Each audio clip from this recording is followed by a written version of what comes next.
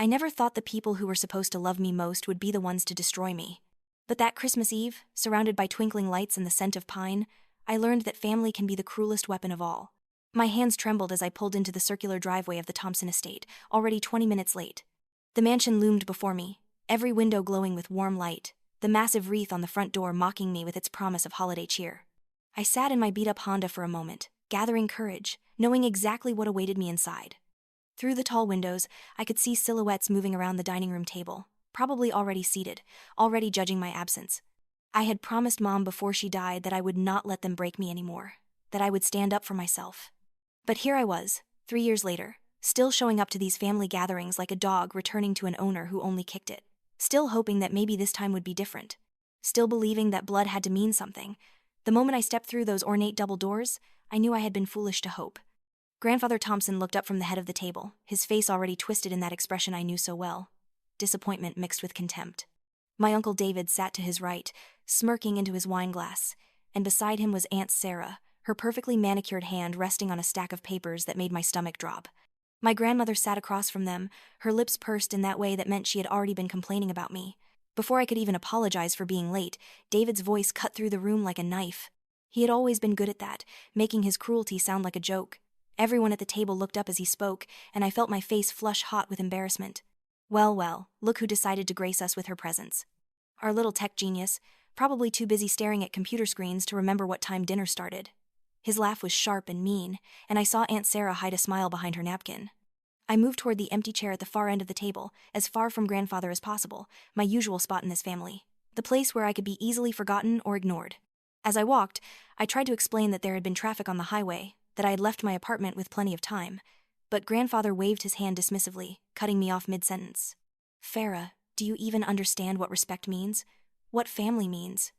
His voice boomed across the table, and I flinched despite myself. Your Uncle David is always on time, always professional, always thinking about this family and its reputation. But you drift in whenever you feel like it, as if your time is more valuable than ours. I wanted to remind him that David lived 15 minutes away in the suburbs, while I had to drive nearly an hour from my small apartment in the city. I wanted to say that David did not have to work 2 jobs to make ends meet, that David had been handed a senior position in the family restaurant chain right out of college while I had been told to make my own way in the world. But I bit my tongue, just like I always did, and slipped into my chair. David launched into a story about his latest business triumph before I had even unfolded my napkin. He had apparently just closed a deal with a major food distributor that would save the restaurant chain nearly $2 million over the next 5 years. He described every detail of the negotiation, making sure to emphasize his brilliance, his business acumen, his indispensability to the family empire. Grandfather nodded along approvingly, occasionally interjecting with praise. I reached for the wine bottle to pour myself a glass, needing something to steady my nerves, but my hand shook slightly. The bottle slipped, just a fraction, and a few drops of red wine splashed onto the pristine white tablecloth. It was barely anything, maybe a teaspoon, but Aunt Sarah gasped dramatically as if I had committed a cardinal sin. Oh my God, Farah, seriously? She grabbed her napkin and dabbed at the tiny stain, shaking her head. You are so clumsy. I swear, you are always in your own world, never paying attention to what is happening around you. Do you even know how much this tablecloth cost? I mumbled an apology, feeling like a child being scolded for spilling juice, even though I was 28 years old. I tried to help clean it up, but Sarah waved me away, making a big show of how she had to fix my mess. David watched with amusement, and I caught him exchange a knowing glance with his wife Samantha, who had been sitting silently beside him, observing everything with those cold, calculating eyes. Dinner progressed in its usual painful fashion. I tried several times to contribute to the conversation, to share what was happening in my life, but I was either ignored or shut down. When there was a brief lull in David's monologue about his business genius, I mentioned that I had been working on a new software project, a program that could help small restaurants streamline their inventory management. I thought maybe, just maybe, this would interest them since it related to their industry. Grandfather looked at me over his reading glasses, the ones he wore to make himself look more distinguished. His expression was not curious or encouraging. It was patronizing, the look you give a child who thinks they have drawn a masterpiece but has really just scribbled with crayons. That is nice, dear, he said, his tone making it clear it was anything but nice. But you have to understand, real business is not done on computers. It is done through relationships, through handshakes, through understanding people. All these programs and apps and whatever else you young people play with, they are just distractions from real work. David jumped in, sensing an opportunity to twist the knife deeper. Besides, how much money have you actually made from any of your projects, Farah? Last I checked, you were still working that customer service job just to pay rent. The table fell silent. I felt every eye on me, waiting for my response, waiting to see me squirm. My throat tightened, and I had to blink back tears that threatened to form. I would not cry. Not here, not in front of them. I am building something, I said quietly, trying to keep my voice steady. It takes time to develop software, to find clients, to establish yourself in the market. Mom understood that. She always believed in what I was trying to do. I should not have mentioned Mom. The moment her name left my lips, I knew I had made a mistake. Grandmother set down her fork with a sharp clink against the china plate, her eyes narrowing. Your mother was a dreamer, Farah, just like you, and look where it got her. The words hung in the air, heavy and cruel. She married into this family thinking she could change things, thinking her ideas mattered, but this family was built on hard work and practical thinking, not fantasies. I felt something inside me crack. They had criticized me my entire life, made me feel worthless and stupid and incompetent, but they had always stopped short of attacking Mom directly. She had been dead for 3 years, taken by a heart attack that I was increasingly certain had been brought on by the stress of living in this toxic family, and they could not even let her memory rest in peace. Mom built half this business, I said, my voice rising despite my efforts to control it. She created 3 of your most popular menu items. She was the one who suggested expanding into catering, which now makes up 30% of your revenue, but none of you ever gave her credit for anything. David laughed, actually laughed, as if what I had said was the most absurd thing he had ever heard. He reached into the leather portfolio he always carried and pulled out a sheaf of papers, spreading them across the table with theatrical flair. I recognized them immediately, and my heart sank into my stomach. Speaking of things Mom did, David said, his voice dripping with false sweetness, let us talk about this loan she co-signed for you 6 years ago, $25,000 so you could start your little tech company. A company that, as far as I can tell, has produced exactly nothing of value. When exactly do you plan on paying this back, Farah? Or did you think the family would just forget about it? He had blown up copies of the loan documents, making the numbers large and clear for everyone to see. My signature, Mom's signature, the amount, the terms. It was all there, displayed like evidence at a trial. I had been paying it back, slowly, $50 a month when I could afford it, sometimes less. But I still owed nearly $15,000, and seeing it laid out like that, in front of the whole family, made me feel like a fraud and a failure. I am paying it back, I said, but my voice sounded weak even to my own ears. I have never missed a payment. Oh, $50 a month? Sarah chimed in, her voice mock sympathetic. At that rate, you will have it paid off by the time you are 50. How generous of you. How responsible. The room erupted in chuckles, everyone finding humor in my humiliation except me. I looked down at my plate, at the expensive food I could not afford to buy for myself, at the crystal glasses and the silver cutlery, all the trappings of wealth that I would never be part of. I had been born into this family, but I had never belonged to it, not really. Grandfather cleared his throat, and the laughter died down immediately. When he spoke, his voice was grave and final, the voice of a judge delivering a sentence. He looked at me with something like pity, but it was the kind of pity you reserve for lost causes, for things beyond saving. Farah, I think it is time we had an honest conversation about your role in this family. He folded his hands on the table, assuming his patriarch pose. Your mother convinced me years ago to set aside a share of the business for you, equal to what David and Sarah would inherit. I agreed because I loved her, and because I believed that maybe you would grow into someone who could contribute meaningfully to what we have built. My heart started pounding. I knew what was coming. I could feel it like a storm rolling in. But you have shown no interest in the actual work of this family. You have no business sense, no social skills, no understanding of what it takes to maintain our reputation and success. Meanwhile, David has worked tirelessly to expand our reach, to secure our future. Sarah has been instrumental in our marketing and public relations. They have earned their place. You have not. He paused, letting his words sink in like poison. Therefore, effective immediately, I am restructuring my will and the business ownership. David and Sarah will split your portion between them. You will receive a small trust fund, enough to live modestly, but you will have no stake in Thompson Restaurants, and no say in any family business decisions. The room spun. I gripped the edge of the table, feeling like the floor had disappeared beneath me. Everything Mom had fought for, everything she had promised me, was being stripped away with a few sentences. Not just the money, though that hurt, but the validation, the acknowledgement that I was part of this family, that I mattered. You cannot do this, I said. But even as the words came out, I knew he could. He absolutely could. Mom wanted me to have that share. She made you promise. Grandmother spoke up, her voice cold as ice. Your mother is dead, Farah. The world does not stop for the dead. We have to make practical decisions based on reality, not sentiment. I stood up so fast my chair tipped backward, hitting the floor with a crash that echoed through the dining room. Everyone stared at me, shocked by the sudden movement. I had never raised my voice in this house, never pushed back, never made a scene. I had always been the good girl, the quiet one, the one who absorbed every insult and came back for more. You people have treated me like garbage my entire life, I said, and my voice did not shake anymore. It was steady, hard, filled with years of suppressed rage. You made me feel worthless, stupid, incompetent. You compared me to David every single day, knowing I could never measure up to your golden boy. You mocked my dreams, dismissed my accomplishments, and now you are taking away the one thing Mom left me because I am not good enough for you. David stood up too, his face red. You have no right to talk to us like that. We have supported you, fed you, tolerated your presence at family gatherings, even though you contribute nothing. You are ungrateful and entitled, and frankly, we are tired of it. Something in me snapped. I walked to the far wall where a large family portrait hung, the one taken the Christmas before Mom died. We were all in it, standing in front of the tree, fake smiles plastered on our faces.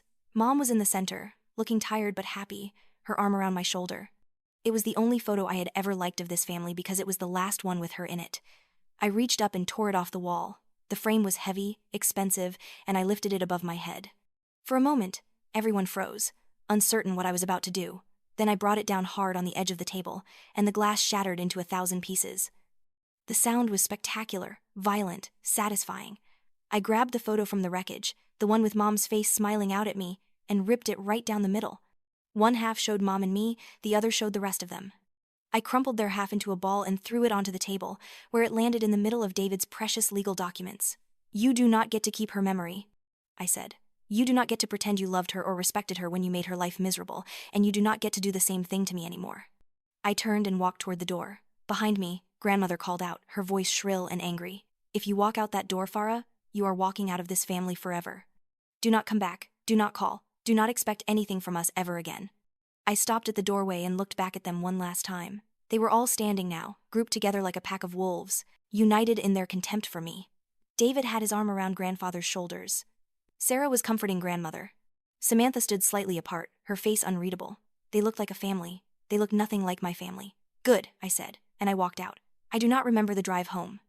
I just remember the tears streaming down my face, the way my hands shook on the steering wheel, the feeling that my entire world had collapsed. When I finally reached my apartment, a tiny one-bedroom in a sketchy neighborhood that was all I could afford, I sat in the car for an hour, staring at nothing, trying to process what had just happened. I had always known they did not love me, but some small, stupid part of me had hoped that maybe they would someday. That maybe if I worked hard enough, achieved enough, proved myself enough, they would finally see me as worthy. Now that hope was dead, and in its place was a hollow, aching emptiness. I went inside and drank half a bottle of cheap wine, sitting on my couch in the dark. At some point, I pulled out my laptop and started Googling lawyers, thinking maybe I could fight Grandfather's decision, contest the will, something. But the websites all said the same thing. If he owned the business outright, he could structure the inheritance however he wanted. I had no legal recourse. I was powerless. Around midnight, I gave up and decided to go for a walk. I needed air, needed to move, needed to be anywhere but trapped in my own thoughts. I ended up at a dive bar 3 blocks away, the kind of place with sticky floors and neon beer signs and patrons who had long since given up on life. It felt appropriate. I ordered a whiskey, then another, watching my reflection in the mirror behind the bar and hating what I saw. A weak woman, a doormat, a failure. I was on my 3rd drink when I heard a voice behind me, soft and familiar. Farah, is that you? I turned to find Dr. Emily Carter standing there, looking as surprised to see me as I was to see her. Emily had been Mom's best friend from college, a successful physician who had moved back to Boston a few years ago. I had not seen her since Mom's funeral, where she had held me while I cried and told me that if I ever needed anything, anything at all, I should call her. I never had. Pride, probably, or shame, or just the bone-deep certainty that I did not deserve kindness.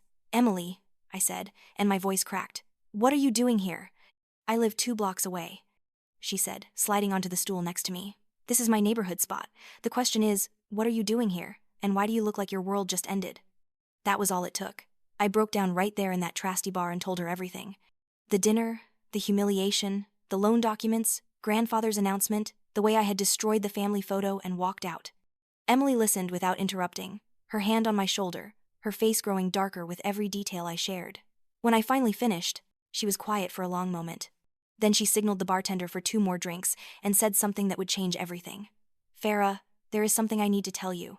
Something about your mother, and my father, and the Thompson family. Something you deserve to know. Over the next hour, Emily told me a story I had never heard before. Her father, Marcus Carter, had been Grandfather Thompson's business partner 30 years ago, back when Thompson Restaurants was just one small diner in Cambridge. Marcus had been the creative genius behind the menu, developing signature recipes and flavor combinations that made the restaurant stand out. Grandfather had been the businessman, handling finances and expansion. As the business grew, tensions developed. Marcus wanted to maintain quality and innovation. Grandfather wanted to scale quickly and maximize profits. They argued constantly about direction, about values, about what the restaurant should represent. Then, one day, Grandfather presented Marcus with a buyout offer. It was far less than Marcus's share was worth, but Grandfather claimed the business was in financial trouble, and this was the best he could do. Marcus, trusting his partner and friend, agreed. Within 6 months of Marcus leaving, Thompson Restaurants exploded. Grandfather opened 5 new locations using the recipes Marcus had developed, recipes that legally belonged to the company but morally belonged to Marcus. The buyout money was spent on medical bills when Marcus developed cancer, bills that might have been manageable if he had retained his share of the business. He died broke and bitter, watching Grandfather build an empire on his stolen work. Mom had known about all of this. She had been dating Grandfather's son at the time, my father, and she had seen the documents, heard the conversations, understood what had happened. She had tried to convince Grandfather to do the right thing, to give Marcus back his share or at least compensate Emily's family properly. Grandfather had threatened her, told her that if she pursued it, she would destroy her future husband's inheritance and her own children's security. Mom had been pregnant with me at the time. She had backed down, but she had kept copies of everything.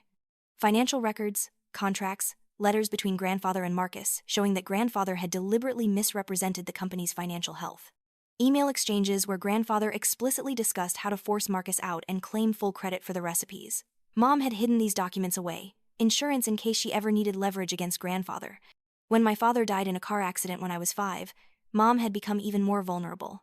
She had depended on the Thompson family financially, had to play their games to ensure I had a roof over my head and food on the table. But she had kept those documents safe, in a storage unit registered under Emily's father's name, waiting for the right time to use them. She made me promise that if anything happened to her, I would give you access to that storage unit. Emily said. She wanted you to know the truth. She wanted you to have the power to fight back if you needed it. I stared at her, my mind reeling. Why did you not tell me this at her funeral? Why wait 3 years? Emily looked down at her hands, guilt written across her face. Because you seemed so fragile, Farah. You were grieving so hard, and I thought maybe you could build a relationship with the Thompsons, that maybe you did not need to know how terrible they really were. I thought I was protecting you. I see now that I was wrong. I should have told you immediately. She pulled out her phone and showed me photos of documents she had retrieved from the storage unit after Mom died. Page after page of evidence showing Grandfather's fraud, his manipulation, his theft. There were also emails from more recent years, conversations between Grandfather and David discussing how to minimize my inheritance, how to push Mom and me to the margins of the family, how to ensure David got everything. There was even an email thread from right before Mom's heart attack, where David had confronted her about supporting my business loan. He had told her she was wasting family money on a loser, that I would never amount to anything, that she was showing favoritism and causing family discord. The emails were brutal, accusatory, designed to hurt.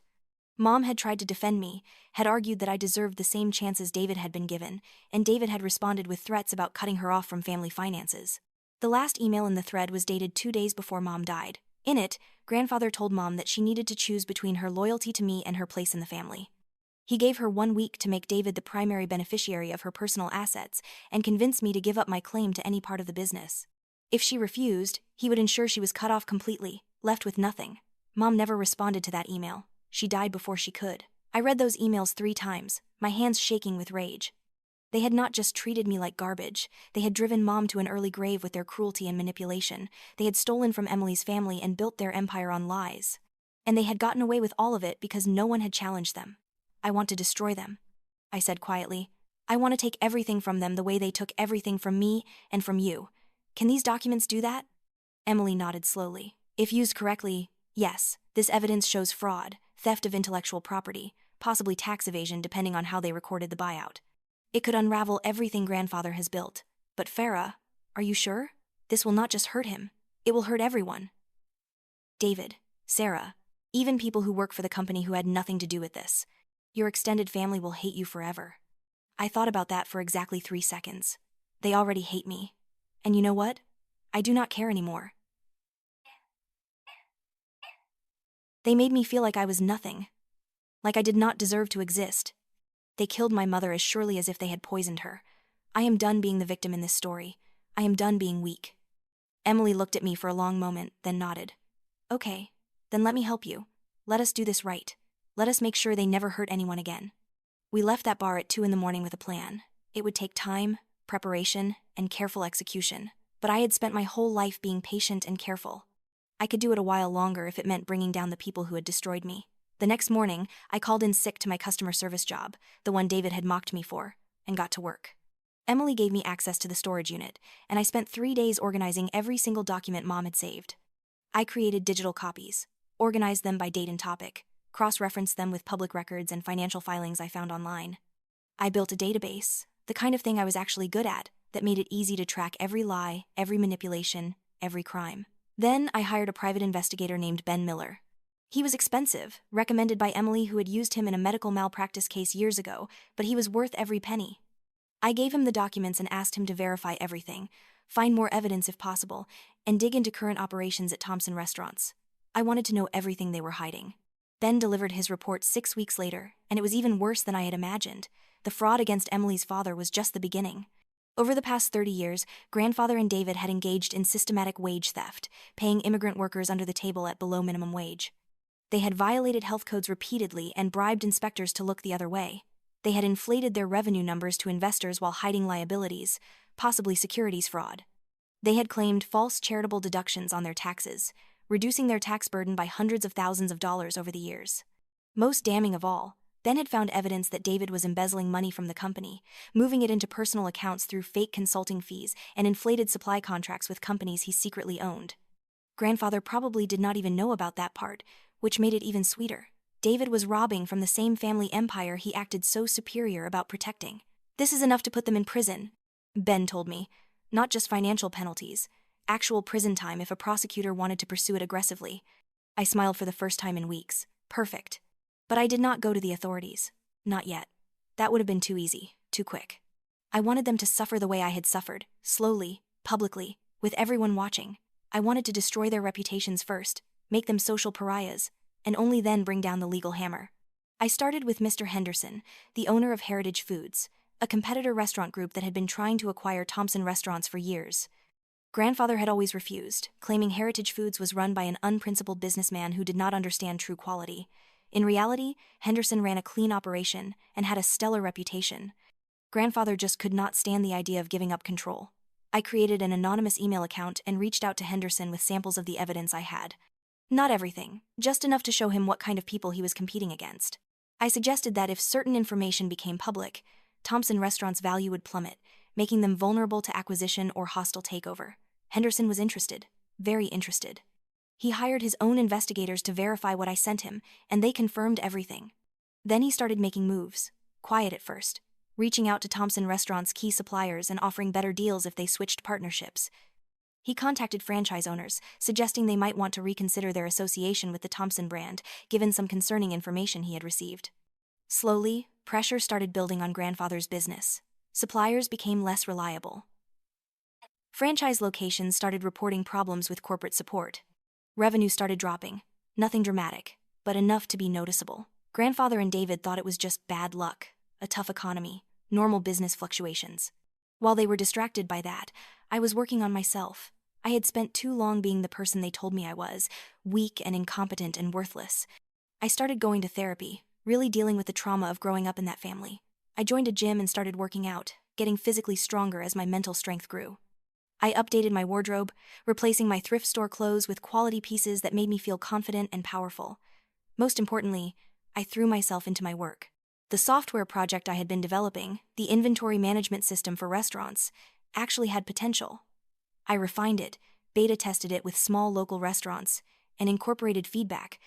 Within 4 months, I had a working product that genuinely helped businesses save money and reduce waste.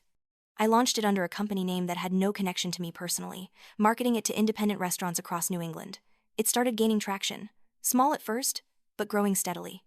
6 months after that horrible Christmas dinner, my software was generating enough revenue that I quit my customer service job. 8 months in, I was making more money than I ever had in my life. I could have stopped there. I had proven them wrong, built something successful, escaped their toxicity. But that was not enough. I still wanted them to pay for what they had done to Mom, to me, to Emily's father, to everyone they had stepped on to build their empire. The opportunity came in early November, almost a year after that disastrous Christmas Eve. David and Grandfather announced they were holding a major press conference at the Boston Harbor Hotel. They planned to unveil an expansion strategy, opening 50 new franchise locations across the country over the next 5 years. It was going to be their moment of triumph, proof of their business brilliance, validation of everything they believed about themselves. I made sure I would be there. I reached out to the event organizers, claiming to be a journalist for a small business publication, and secured a press pass. I contacted Henderson and told him to be ready. I briefed Ben Miller on what was going to happen. And I waited. The day of the press conference arrived, cold and clear. I dressed carefully, choosing a tailored black suit that made me look professional and serious, so different from the rumpled, defeated woman who had fled that Christmas dinner. I styled my hair, did my makeup, looked at myself in the mirror, and barely recognized the person staring back. This Farah was strong. This Farah was dangerous. This Farah was done being a victim. The ballroom at the Boston Harbor Hotel was packed with journalists, business leaders, and industry professionals. There was a stage at the front with a podium and a large screen for presentations. Grandfather sat in the front row, looking distinguished in his expensive suit.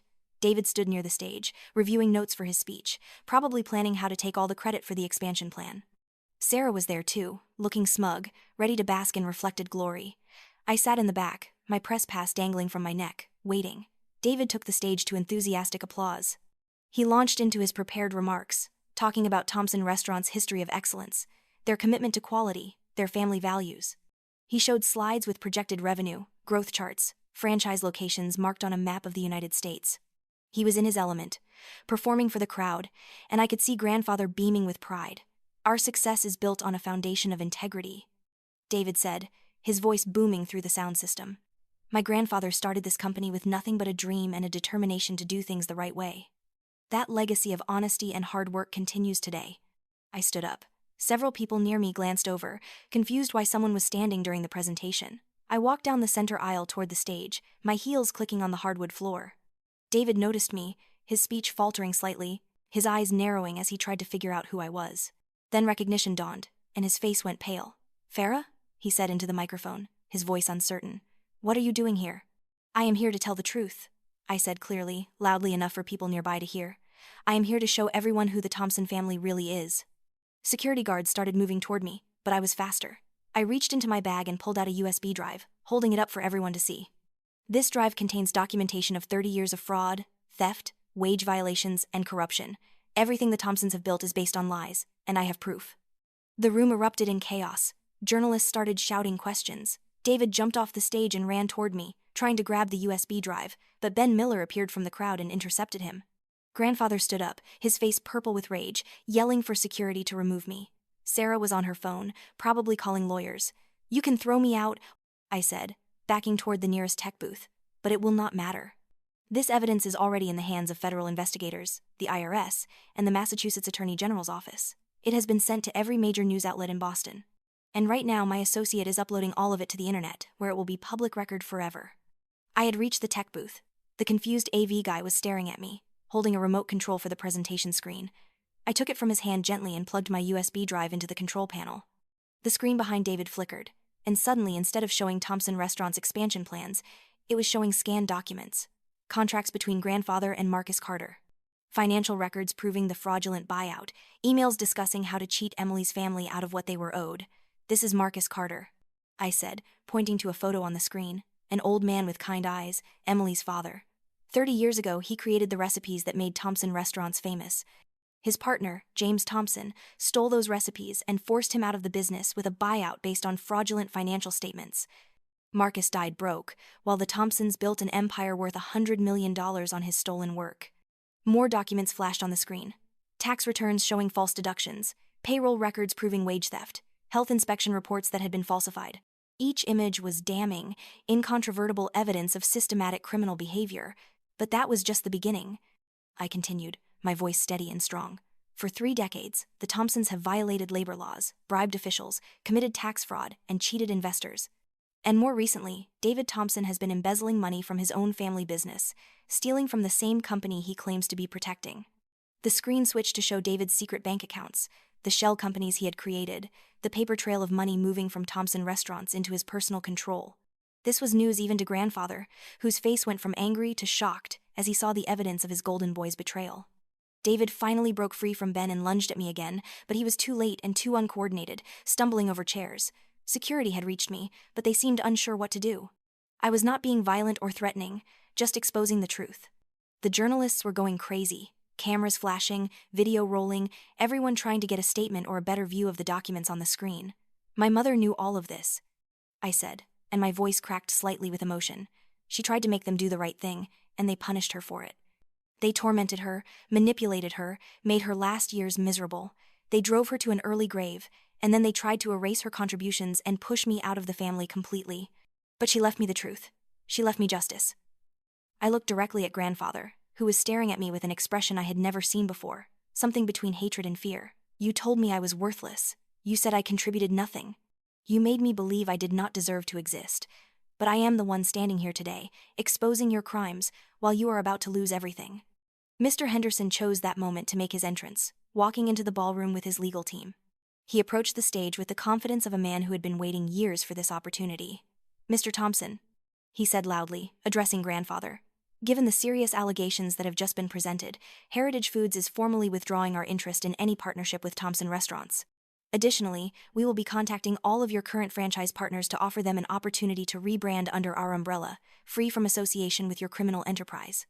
It was the final blow. Without franchise partners, without their reputation, without the ability to operate under their current business structure, Thompson Restaurants was finished. Even if they somehow avoided prison, the company would be dismantled. Security finally got their instructions and escorted me from the ballroom, but it did not matter. The damage was done. As I was walked out, I could see journalists swarming grandfather and David, shouting questions about the accusations. I could see Sarah trying to slip out a side door, her phone pressed to her ear. I could see the board members of Thompson Restaurants huddled together, probably already discussing how to distance themselves from the scandal. Outside the hotel, Emily was waiting for me. She had tears streaming down her face, but she was smiling. You did it, she said, pulling me into a hug. You really did it. We did it, I corrected her. For your father, for my mother, for everyone they hurt. The next few weeks were a whirlwind. The story exploded across local and then national news. Federal investigators confirmed they were pursuing criminal charges. The IRS announced they were auditing Thompson Restaurants going back 10 years. Franchise partners abandoned ship in droves, either closing their locations or rebranding under Henderson's Heritage Foods. Suppliers demanded immediate payment for outstanding invoices. The company's bank froze their accounts pending the investigation. Within a month, Thompson Restaurants filed for bankruptcy. The family mansion was seized as part of the asset recovery process. Grandfather's personal fortune, built over decades, was frozen and then gradually picked apart to pay back taxes, fines, and restitution to all the people he had cheated. David was arrested first, charged with embezzlement, wire fraud, and tax evasion. The evidence against him was overwhelming, and his lawyers advised him to take a plea deal. He got 8 years in federal prison. Watching him in his orange jumpsuit during the sentencing hearing, no longer looking smug or superior, just beaten and afraid, I felt something I had not expected. Not satisfaction exactly, but a kind of quiet peace. He could not hurt anyone anymore. Grandfather was indicted 2 months later. His legal team tried to argue he was too old and frail to face trial, but the judge was not sympathetic. Too many people had been hurt, too much damage had been done. The trial lasted 6 weeks, and I attended every single day, sitting in the gallery where he could see me. Every time he looked my way, I held his gaze until he looked away first. The jury found him guilty on 17 counts. He got 12 years. Sarah managed to avoid prison by testifying against both of them, but her career in marketing was over. No company would touch her after her association with the scandal. Last I heard, she was living with her parents in Florida, working at a call center. Samantha divorced David before his sentencing and disappeared from public life entirely. As for me, I used the money from my software company, which was now thriving beyond my wildest dreams, to establish the Margaret Thompson Foundation, named after my mother. The foundation provides legal support and financial assistance to small business owners who have been cheated or exploited by larger companies. We help them fight back, give them the resources they need to stand up against power and corruption. Emily and I became partners in the foundation, working together to help others the way we wished someone had helped our families. She contributed funding from her medical practice and sat on the board of directors. We made sure that Marcus Carter's name was prominently featured alongside my mother's, ensuring that his contributions and his story would never be forgotten. I also worked with the federal prosecutors to ensure that all the workers who had been cheated by Thompson restaurants received back pay and compensation. It took nearly a year to sort through all the records and identify everyone who had been underpaid, but we got it done. Thousands of people, many of them immigrants who had been too afraid to speak up, finally got justice. The legal settlement with Emily's family was substantial. The courts ruled that Marcus Carter's estate was entitled to a significant portion of Thompson Restaurant's value, since so much of their success was built on his stolen intellectual property. Emily could have kept all that money, lived in luxury for the rest of her life, but instead she donated most of it to the foundation and to other charities supporting immigrant workers' rights. Dad would not want me to hoard it, she told me. He would want it to help people. He was always that kind of person. I moved out of my cramped apartment and bought a modest townhouse in Cambridge. Nothing like the Thompson mansion, but comfortable and entirely mine. I decorated it simply, with photos of Mom in every room, reminding me why I fought, why it mattered. I kept working on my software, expanding into new markets, hiring a small team of developers who shared my values and my vision. Life was not perfect. I still had hard days, moments when the weight of everything I had been through threatened to crush me. I continued therapy, working through the trauma, learning how to build healthy relationships after growing up in such dysfunction. I dated occasionally, though it was hard to trust people, hard to let anyone get close, but I was free. That was the most important thing. Free from their judgment, their contempt, their constant undermining. Free to be myself without apologizing for it. Free to succeed or fail on my own terms. A year after the press conference, almost exactly 2 years after that terrible Christmas Eve, I received a letter in the mail. It was from Grandmother Thompson, forwarded through her lawyer because I had blocked all direct contact. I almost threw it away without reading it, but curiosity got the better of me. The letter was 3 pages of small, cramped handwriting. She wrote about how I had destroyed the family, ruined innocent lives, acted out of spite and vindictiveness. She claimed that Grandfather and David had made mistakes but did not deserve the punishment I had inflicted. She said that I had become cruel and heartless, that my mother would be ashamed of me. I read it twice, then put it through my paper shredder and threw it away. She still did not understand. She would probably never understand. To her, I would always be the ungrateful child who had betrayed the family. The truth, the justice, the accountability, none of that mattered to her. She only saw her own loss and wanted me to feel guilty for it. But I did not feel guilty. Not anymore. I had spent enough of my life carrying guilt that was not mine to carry. I had absorbed their shame, their failures, their cruelty, and made it my burden. I was done with that. On Christmas Eve, 2 years after everything had fallen apart and then come back together in a new shape, Emily invited me to dinner at her house. It was a small gathering, just her husband James, their 2 kids, and me. We cooked together, laughed at terrible jokes, played board games with the children. It was ordinary and warm and completely different from the Christmases I had grown up with. After the kids went to bed, Emily and I sat by her fireplace with glasses of wine, watching the snow fall outside the window. We did not talk about the Thompsons or the trial or any of the darkness. We talked about the future, about the Foundation's plans for the next year, about my ideas for expanding my software company, about her daughter's school play and her son's newfound obsession with dinosaurs. "Are you happy?" Emily asked me at one point, her voice soft. I thought about it, really thought about it. 2 years ago, I would have said I could never be happy, that they had broken something in me that could not be repaired. But sitting there in that warm room, full of good food and good company, having spent the day helping people through the Foundation, having built something meaningful with my work, I realized the answer had changed. "Yes," I said, and I meant it. I actually am. "Good," Emily said, raising her glass. "To happiness, to justice, to moving forward." We clinked glasses and drank, and outside the snow continued to fall, soft and clean, covering everything in white. A fresh start, a new beginning. Later that night, alone in my townhouse, I sat in front of the small Christmas tree I had decorated. Nothing fancy, just simple ornaments and white lights. I pulled out the half of the torn family photo I had kept, the one with Mom and me, and looked at her face. She was smiling in the photo, her arm around my shoulders, looking at me with such love and pride. "I did not let them win, Mom," I said quietly to her image. I fought back. I stood up. I did not let them define me or destroy me. "I hope I made you proud." I knew she could not answer, that she was gone and had been gone for years. But in that moment, sitting in my own home, surrounded by evidence of the life I had built despite everything they had done to stop me, I felt her presence. I felt her approval. I felt, finally, at peace. The Thompsons had tried to make me small, tried to convince me I was worthless and weak. They had used their power and money and family connections to push me down, to take everything from me, to break my spirit. They had almost succeeded, but they had underestimated me. They had forgotten that I was Margaret Thompson's daughter, that I had her strength and determination, that I had inherited not just her kindness but her steel core. They had forgotten that even people they consider beneath them have power if they choose to use it. I was not the meek, frightened girl who had fled that Christmas dinner anymore. I was not the woman who had believed their lies about her worthlessness. I had become someone new, someone stronger, someone who could stand in the truth and not flinch from it. The blade of prejudice had cut me deeply, had left scars I would carry forever. But I had taken that blade and turned it back on them, used their own weapon to carve out justice. And in doing so, I had freed not just myself but everyone else they had hurt along the way. That was worth everything. The pain, the struggle, the years of suffering, all of it had led to this moment, this peace, this knowledge that I had fought and won. Not just against them, but for myself, for my right to exist and thrive and be happy despite everything they had done to prevent it. I placed Mom's photo on the mantel, in a new frame I had bought, silver and simple and beautiful. I stood back and looked at it, at her smile, at the love in her eyes, and I smiled back. "Merry Christmas, Mom," I said. "I hope wherever you are, you know I finally found my way. I finally became who you always believed I could be." Outside, the city was quiet, blanketed in snow. Tomorrow would bring new challenges, new work at the foundation, new opportunities to help people who were fighting their own battles against injustice.